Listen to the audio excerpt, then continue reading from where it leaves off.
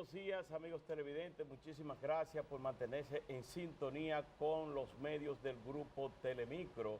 En esta ocasión nos unimos todos, Matinal 5, Despierta RD, a diario y la opción de la mañana para una entrevista simultánea que será transmitido a través de Telemicro Internacional y por una red de emisoras del grupo Telemicro con Temístocles Montaz, a quien le damos la bienvenida. También esta entrevista la compartiremos con Percio Maldonado, con Ulises Jiménez, que además es el director de prensa de Telemicro, Ana Melcy Otañez y el amigo Geraldino González, quienes son de Matinal. También a diario está Geomar García, Loreni Solano, Alberto Caminero de Despierta RD. Buenos días, Temístocles. Muy buenos días y muy contento de estar aquí con ustedes en el día de hoy. Ingeniero. Bueno, mire, nos gustaría que usted nos dé una lectura a lo ocurrido hace recientemente, jueves, viernes de la semana pasada, en la Asociación Dominicana de Profesores. Sobre todo usted que hizo un lanzamiento de su candidatura y dijo, el PLD, su unidad está erosionada. ¿Se perdió la ADP por esa erosión en la unidad de ese partido, como ocurrió con Roberto Salcedo en las elecciones pasadas?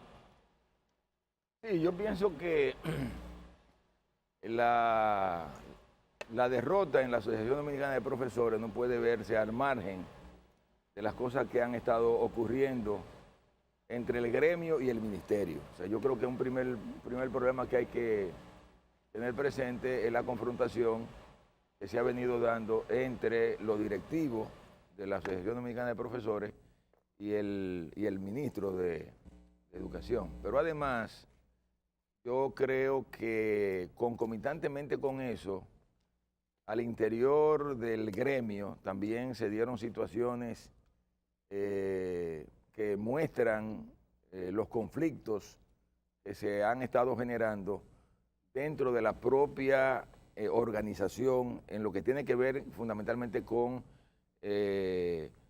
la gente que han estado identificada con el sector que hasta este momento predominaba en la Asociación Dominicana de Profesores. Ahí también se expresaron divisiones en diferentes provincias.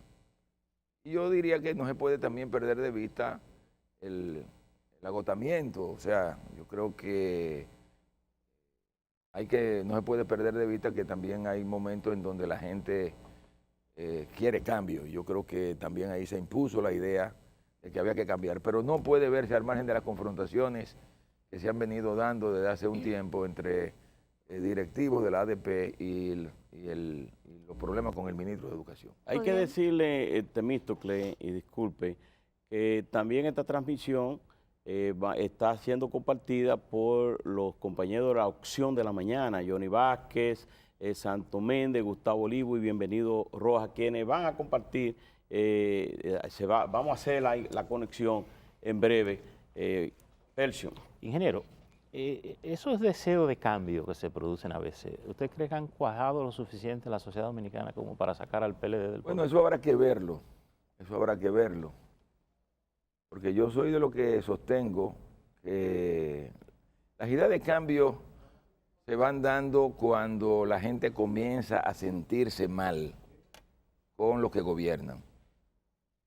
Yo he dicho que por lo general hasta ahora en la República Dominicana ha predominado el criterio de que si el país económicamente le va bien, la gente se expresa electoralmente a favor del partido que está gobernando. Es decir, que cuando la economía funciona, la política funciona. La política va bien. Eso ha sido hasta ahora. Pero no necesariamente es así.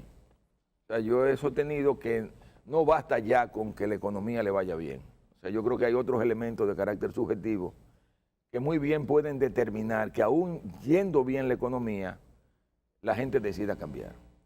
Yo siempre pongo el ejemplo, inclusive lo pregunté en una ocasión en un viaje que hice a Perú. Me llamaba mucho la atención el hecho de que en Perú, los gobiernos que han pasado por Perú en los últimos años, lo han hecho bien económicamente. Toledo lo hizo bien, Alan García lo hizo bien, Humala lo hizo bien en términos económicos. Sin embargo, si ustedes observan, en el caso del Perú, ninguno de esos gobernantes pudo lograr que su partido inclusive presentara candidato en las elecciones siguientes. Toledo no pudo presentar. Bueno, pero es que en el caso de Perú el sistema político está colapsado hace muchos años. Bueno, pero ahí hay un problema. Dice, bueno, y todos esos candidatos se sustentan en movimientos coyunturales. Sí, pero no el APRA. El APRA era un partido histórico. Bueno, pero el APRA...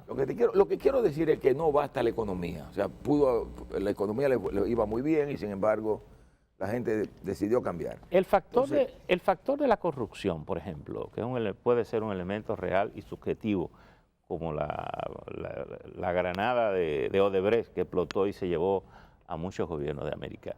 ¿Pudiera ser ese factor? Combinado con un problema de división interna, sí. O sea, yo creo que si en el PLD se sigue alimentando la idea de la división, de la imposibilidad de que nos pongamos todos de acuerdo, yo creo que eso, combinado con esos factores, muy bien pudiera producir una derrota del Partido de la Liberación Dominicana en las elecciones del 2020. Siempre pongo el ejemplo de lo que ocurrió en el distrito.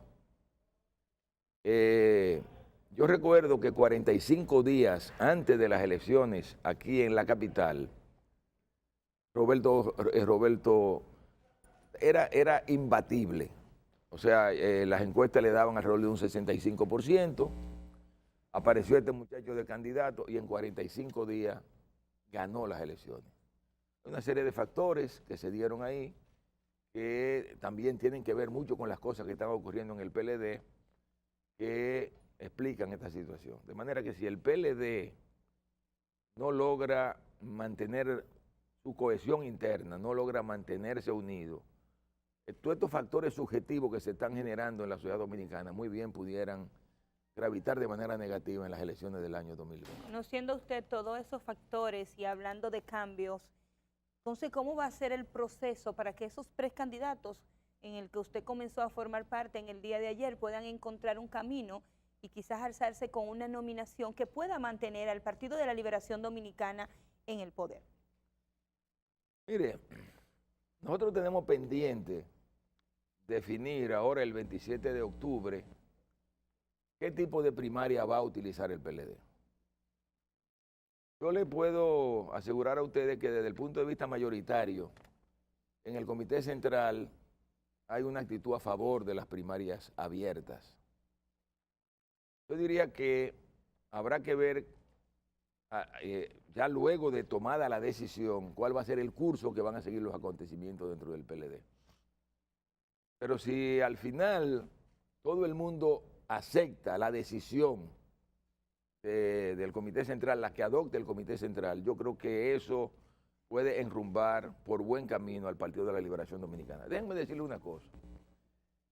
Yo he sostenido que el éxito del PLD no puede verse al margen de que durante años y años en el PLD hay una cuestión que ha garantizado la unidad de la organización y ha sido aplicar el centralismo democrático en las decisiones del partido. O sea, el criterio es, si la mayoría de la dirección de un organismo decide por aquí es que vamos, la minoría tiene que acatarlo. No importa que le guste o que no le guste. Esa ha sido, digamos, la práctica histórica del PLD. La minoría acepta lo que decida la mayoría. Lo que ha ocurrido, y esto es un elemento importante, es que en los últimos años, estas cosas han estado cambiando en el Partido de la Liberación Dominicana. Y ya no necesariamente la minoría acepta lo que decida la mayoría. Inclusive hemos llegado al extremo de tener que establecer a nivel del comité político que para tomar decisiones el voto tiene que ser cualificado. O sea, ya no es un voto de mayoría, ya ahora hay que tener un 75% de la matrícula del comité político para tomar una decisión. Cuando antes se entendía que si el 51% de la matrícula decía, o de los presentes decían, que era por aquí que íbamos, todo el mundo tenía que acatar la decisión. Yo creo que un elemento que ha estado gravitando de manera muy negativa es que se percibe, no que se percibe, es una realidad, que en los organismos de dirección ya la minoría no acepta lo que decide la mayoría. Ingeniero, En las elecciones del 16, antes de las elecciones del 16, en el PLD se llegó a un acuerdo en donde prácticamente se anuló el poder de decisión de las bases del partido. Incluso el PLD es un partido que ya tiene no sé cuántos años que no renova su dirección a nivel de base, intermedio, municipal, cuadro, etcétera. ¿Usted cree que para estas elecciones habría necesariamente que cualquier acuerdo a que se llegue para la unificación del partido tendría que tener dentro ese ingrediente de la renovación general de ese partido desde la base hasta el más alto organismo? No, pero es que yo creo que si se acepta la celebración de primarias abiertas, ya eso comienza un proceso de renovación del Partido de la Liberación Dominicana. O sea, el permitir que sean las bases del partido las que decidan de manera libre quién va a ser el candidato o los candidatos del partido, yo creo que ya esa es una primera señal. Porque déjenme decirle lo siguiente, señores, yo creo que yo ayer traté de establecer que si bien el Partido de la Liberación Dominicana ha hecho excelente gobierno, en el ejercicio del gobierno el PLD se ha ido erosionando, se ha ido perdiendo la confianza entre los dirigentes. Inclusive a veces da la impresión de que nos tratamos como enemigos. Y en ese contexto, el PLD ha perdido la capacidad, inclusive hace ya mucho tiempo el compañero Danilo Medina lo reconoció públicamente. Yo creo que fue una entrevista donde tú, Percio, le preguntaste a Danilo y el presidente Danilo dijo, ya hemos llegado a un punto tal que no creemos unos en otros y por tanto hemos perdido la capacidad de gerenciar los procesos internos del Partido de la Liberación Dominicana. O sea, los que estamos dentro del PLD sabemos las cosas que se recurren en esos procesos. Por tanto, la idea de que las primarias sean abiertas y que la dirija la Junta Central Electoral va en esa dirección. En gran medida asegurar realmente que lo que decida democráticamente la base del PLD sea respetado. Porque ahora mismo en el esquema actual no hay garantía de que con lo que ha sido lo tradicional en el PLD, lo que la base del partido decida se respete. Entonces yo creo que esta lucha que ha habido por la manera como deben celebrarse la primaria y quién debe dirigir la primaria, en gran medida tiene también una gran connotación de renovación. O sea, lo que estamos tratando de iniciar un proceso de renovación dentro del PLD, que sean las bases las que al final de cuentas decidan lo que va a ocurrir. Ingeniero, usted habla de centralismo democrático y que aparentemente se ha ido perdiendo. Habla también de un fomento o un alimento de la división. ¿Quién o qué ha estado propiciando este tipo de comportamiento dentro del Partido de la Liberación Dominicana? Hay muchos factores. Yo diría que desde el momento mismo en que nosotros aceptamos que la decisión mayoritaria fuera violentada, ya automáticamente ahí dejamos abierta la puerta a esta situación a la que yo me estoy haciendo referencia. Yo creo que en el caso concreto del PLD, garantizar la unidad del partido pasa por respetar las decisiones mayoritarias. Si la base del partido, de manera mayoritaria los organismos deciden que es por aquí que no vamos, yo creo que todo el mundo tiene que aceptar eso. ¿Pero qué? Yo creo que yo diría que a partir del momento mismo que se objetó la decisión del comité político de ir a una reforma constitucional para viabilizar la reelección del compañero Danilo Medina, ahí automáticamente comenzó a generarse un problema dentro del PLD.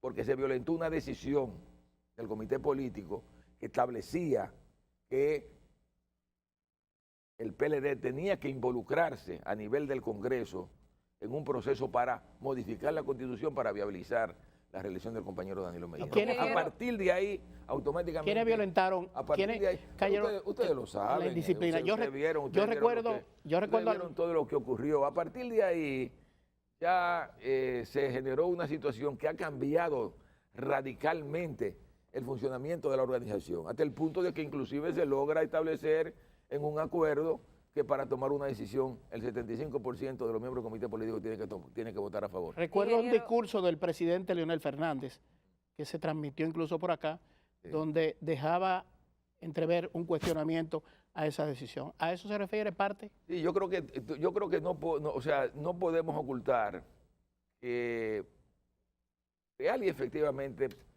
el hecho de que el propio presidente del partido fuera el que violentara eso ha sido un factor que ha estado gravitando de manera negativa en el Y funcionamiento. si se le del aplicaba la partido en los últimos disciplina años. desde el origen del PLD, ¿qué habría ocurrido con el presidente del PLD? No, ahí no era un problema de que se le aplicara o no se le aplicara, ahí el problema era que se respetara la decisión. Eso era lo correcto. Ingeniero, usted es una figura que está aspirando al cargo más importante de una nación, a dirigir la nación, la República Dominicana. Y lamentablemente usted estuvo de breve forma involucrado en el caso de Brecht. ¿Cómo ha marcado esto a su vida, a su familia, sus aspiraciones, lo que la gente que está en su entorno, que lo apoya, ve en ese trayecto que usted quiere cursar? Mire, yo creo que el que esté en la actividad política tiene que estar preparado para todo. Yo recuerdo que Juan Bono decía a nosotros cuando empezábamos siendo muchachos a hacer política, que el que se metía en eso tenía que estar preparado para la cárcel o el cementerio. Por tanto, esto yo lo he visto como parte de la lucha política. Al final, cuando uno evalúa ya los resultados, a la conclusión que uno llega es que si la gente evalúa a fondo las cosas que ocurrieron, tiene que concluir que quien les habla es una persona seria y honesta. Porque las autoridades me investigaron de arriba abajo. Pidieron informaciones a todas partes del mundo. Aquí hubo gente que llegó a decir que yo tenía fondos depositados en bancos extranjeros. Inclusive daban cuentas, daban cantidades de dinero que yo tenía. Lo investigaron las autoridades, evidenciaron que no es verdad, que no tengo cuenta bancaria en ningún lado. Por tanto, yo creo que lo que debe primar en esto es la valoración de las cosas que finalmente salieron a relucir. Las autoridades lo que han demostrado que yo soy una persona seria. Yo decía hace unos días en un programa anterior que no es la primera vez que me investigan. Ya en una ocasión anterior, en el gobierno de Hipólito Mejía, a mí se me revisó de arriba abajo. Y al final el propio presidente Hipólito Mejía tuvo que reconocer que yo era una persona honesta. De manera que yo creo que si algo debe salir de esto, y una valoración debe hacerse la población de esto, es que en mi caso yo he ejercido la política de manera seria. Y he dicho inclusive que mucha gente pierde de vista que yo fui durante 12 años consecutivos ministro de Economía, previamente había sido también, durante 2 años y medio, había sido secretario técnico de la presidencia. Me hicieron como 8 auditorías a la Cámara de Cuentas. Nunca encontraron nada que pudiera poner en entredicho la manera como yo manejé los fondos públicos. En el caso suyo, del expediente Odebrecht, ¿usted ha quedado liberado o su caso está archivado porque no se tengan las pruebas suficientes, como ha dicho la Procuraduría General de la República? Lo que yo entiendo es que si no hay prueba suficiente, en gran medida eso significa que estoy liberado. Ahí se cierra el caso. No han podido encontrar pruebas que indiquen que yo he cometido actos indecorosos y por tanto eso puede que esté archivado ahora de manera provisional, pero al final van a tener que archivarlo de manera definitiva. ¿Por qué cree usted que fue incluido? Porque también eso es un tema de que muchos de los que han sido sacados dicen, bueno, quisieron hacerme un daño políticamente. No, yo diría que uno no puede perder de vista de que este es un caso complicado, un caso que vino de fuera, no fue un caso que se generó aquí, un caso que se manejó sobre la base de los nombres que se mencionaban. Yo creo que si en una primera parte las cosas no se manejaron bien fue que no se hicieron las investigaciones que posteriormente se hicieron, porque el simple hecho de que te mencionaran tu nombre no era ya de antemano indicación de que tú habías cometido actos indecorosos, actos indebidos. Pero yo pienso que hay que reconocerle a la Procuraduría General de la República que hizo una investigación a fondo posteriormente y que cuando hizo esa investigación a fondo reconoció que en mi caso y en otros casos se habían cometido errores. Yo creo que eso de por sí yo creo que tiene un valor. Ingeniero, vamos a conectar con nuestros compañeros de la opción de la 12, de la opción, y en este momento Santos Méndez quiere hacerle una pregunta. Muy buenos días a todos los colegas y a nuestro distinguido invitado, don Temístocles Montaz. Si en este país hay algún técnico que conozca los temas de profundidad de nuestro país, es don Juan Temístocles Montaz. Cuando digo esto, pienso en la Estrategia Nacional de Desarrollo. Esa ley que fue aprobada hace algún tiempo está a medio camino. Pero quisiera que él me haga una referencia sobre todo al llamado pacto fiscal, que no acaba de empezar por razones diversas. ¿Qué usted haría para, en caso de que llegue a la presidencia de la República, para finalmente desbrozar ese camino y que tengamos un pacto fiscal? Mire,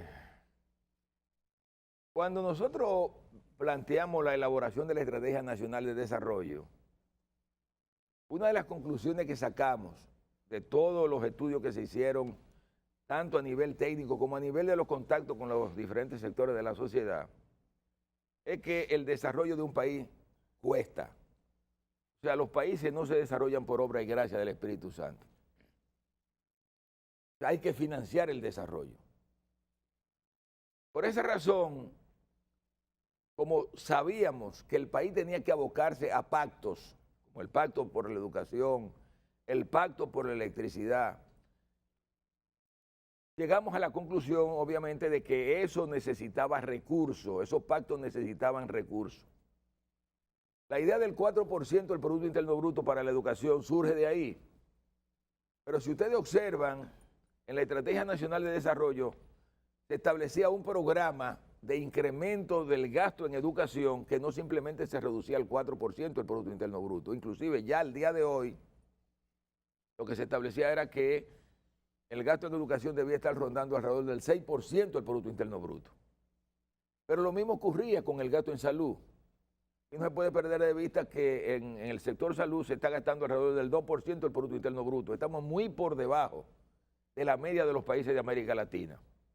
Y obviamente entendíamos también como un elemento fundamental la necesidad de que si queríamos garantizar seguridad ciudadana, si queríamos evitar la violencia en la República Dominicana, había que dignificar los cuerpos policiales y los cuerpos militares, y que por tanto eso significaba también más recursos. De ahí la idea de plantear un pacto fiscal.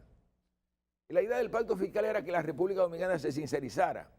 O sea, yo siempre he dicho que la República Dominicana es hoy posiblemente el segundo país de América Latina que menos presión tributaria tiene. Después de Guatemala, nosotros somos el país de menor presión tributaria. Y por tanto, somos el país de América Latina, posiblemente después de Guatemala, que menos gasta en el continente. O sea, aquí ya tú te encuentras con países como Argentina que te gastan el 34% del Producto Interno Bruto, Brasil te gasta el 36% del Producto Interno Bruto, Bolivia te gasta casi el 40% del Producto Interno Bruto, Chile te gasta por encima del 22% del Producto Interno Bruto y en la República Dominicana gastamos el 16% del Producto Interno Bruto. De manera que si el país quiere financiar su desarrollo, tiene que entender que tiene que llegar a un pacto. Y obviamente no se trata solo de un pacto en donde se aborden los problemas del ingreso del Estado, también que se aborde el tema del gasto del Estado. Yo siempre he dicho que a la hora de hablar de fiscalidad hay que tener en cuenta tres componentes: el tema del gasto, el tema del ingreso y el tema del financiamiento. La idea con el pacto fiscal era que pudiéramos ponernos de acuerdo de cara al futuro cómo el país iba a manejar su política de gasto, su política de ingreso y su política de financiamiento. Y yo creo que sigue siendo válido. No importa quién gobierne en el futuro, el país necesita redefinir con claridad el tema de su fiscalidad. A propósito del pacto fiscal, Hay una gran presión social en estos momentos en el país. Ya se han producido varios paros pidiendo la reducción de los combustibles. Creo que los combustibles han sido gravados de manera los últimos 20 años. Cada vez si se va a aumentar a los profesores, a los médicos, cualquier tipo de aumento se grava el combustible. Ahora se está pidiendo una reforma a la ley de hidrocarburos y una reducción, para que haya una reducción en los combustibles. Este llamado a paro que está para mañana y para el miércoles y que posiblemente hoy se anuncie paros sorpresas de los transportistas, ¿usted lo ve posible una reforma a la ley de hidrocarburos que se reduzca el precio de los combustibles?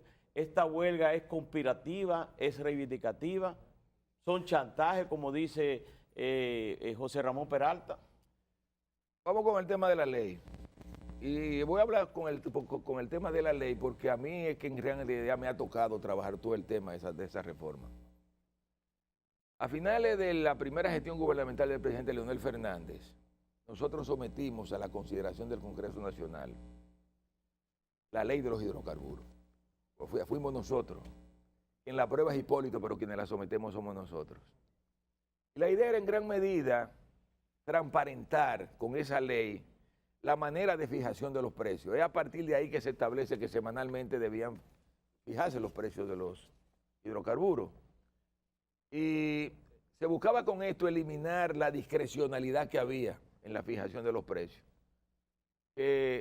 Determinaba que en un momento en que los precios caían, el gobierno podía hacerse con un excedente que le llamaban diferencial del petróleo, ustedes lo recordarán, que se utilizaba para pagar la deuda externa, pero que cuando los precios volvían a subir, entonces ese diferencial se eliminaba y había problema para el pago de la deuda externa. A partir de ese momento se estableció un esquema que permitió que el Estado comenzara a recibir los recursos necesarios para financiar el pago de la deuda externa. Ahora bien, ustedes recordarán que cuando el presidente Hipólito Mejía llegó al gobierno, por problemas de fiscalidad, Hipólito decidió incrementar una comisión de cambio que había, que se utilizaba, en ese entonces era relativamente pequeña, llegaba creo que a un 4 o un 5%, que se utilizaba para gravar las operaciones de compras en el exterior.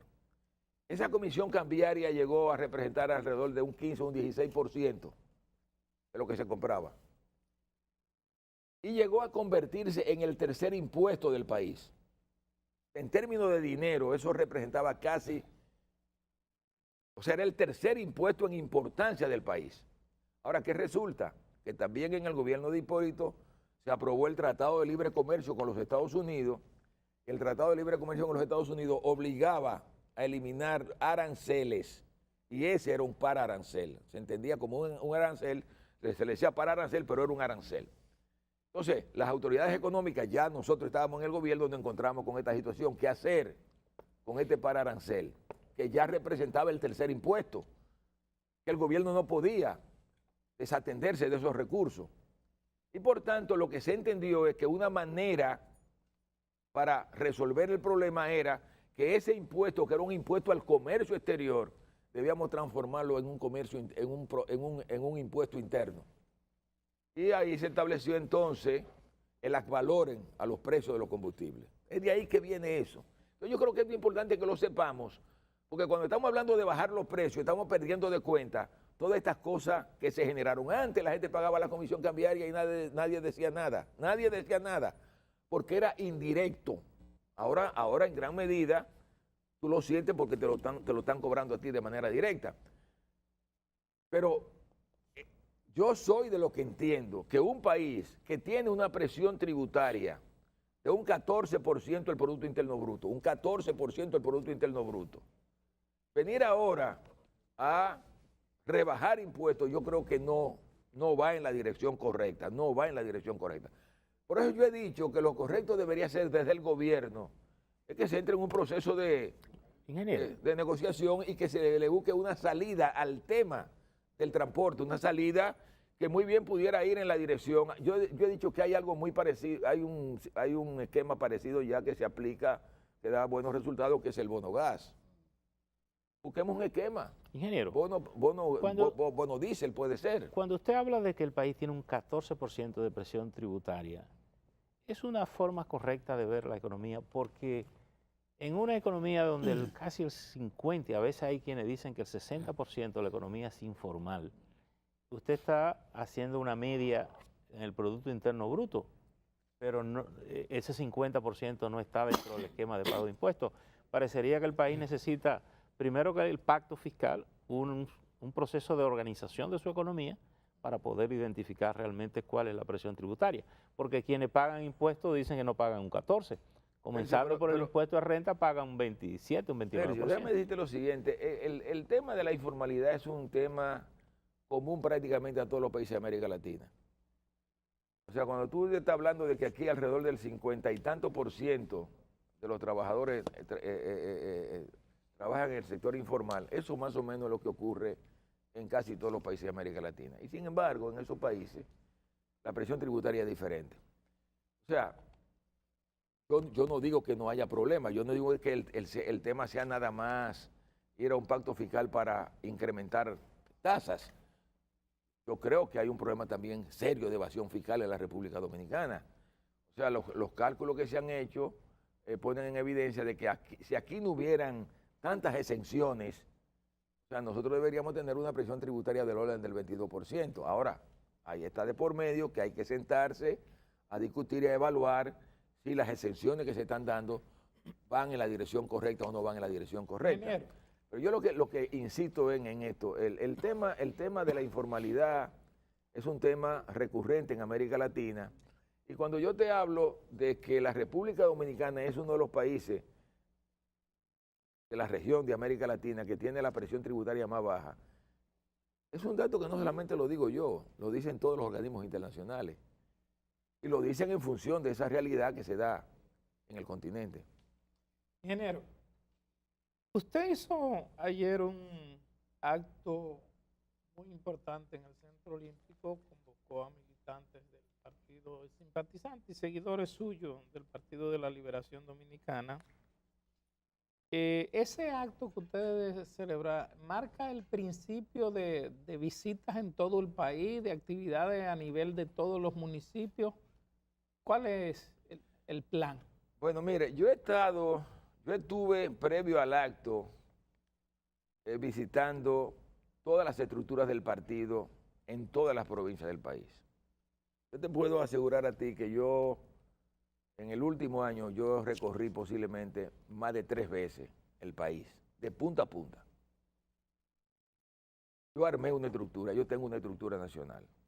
Yo tengo una estructura en todas las provincias del país, yo tengo una estructura que trabaja para este proyecto. Y la celebración del acto de ayer, en gran medida, lo que confirma es que si hay alguien dentro del PLD que tiene hoy una estructura que puede, o sea, yo diría que Danilo la tiene y la tiene el compañero Leonel Fernández, pero no creo que haya otro dentro de los precandidatos del PLD que tenga una estructura con raíces nacionales como la tengo yo. Ese acto de ayer así lo confirma. Obviamente ya hemos hecho el lanzamiento y de ahora en adelante lo que vamos es a arreciar el trabajo con esos compañeros a los fines de llegar a más compañeros, comprometerlo con este proyecto y trabajar para que cuando se celebren las primarias del partido podamos competir airosamente. Temo, vamos a pedirle su anuencia, vamos a hacer una breve pausa comercial y luego retornamos aquí en esta entrevista simultánea de los medios de comunicación del grupo Telemicro.